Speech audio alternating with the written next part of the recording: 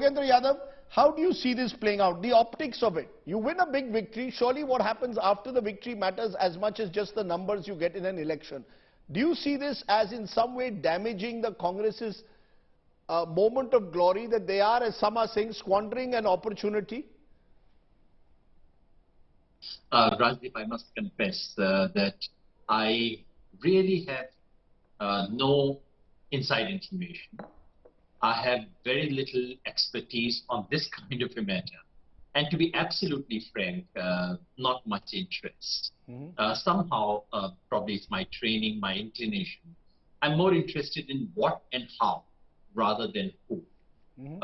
My broad sense is, yes, if this were to play out in a prolonged manner, and if it were to become a street brawl, it would take away something from the victory.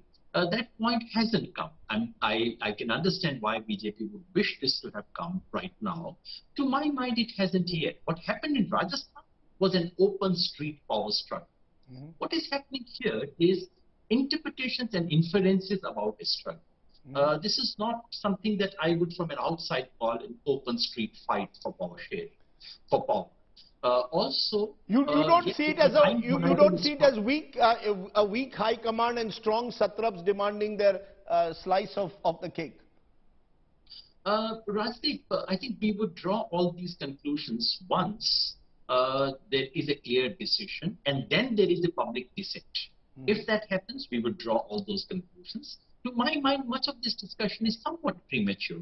I mean, we have time and we want to focus on these things, but I would rather that we focus on the larger message from Karnataka and what it shows us for 2024. I can understand the pressures of news cycle and why this becomes the most dominant news. But frankly, I really don't have much to say more than what I've said on this one. And it honestly doesn't... Before I move to the other guest, let me ask you, therefore, irrespective of what's happening, what do you believe is the message? And will that message in some way get diluted? Rajdeep, to my mind, the importance of Karnataka verdict is number one, it keeps the door of 2024. It does not ensure that the opposition would win. It does not even ensure that they would win in Karnataka in 2024. But the doors could have been shut.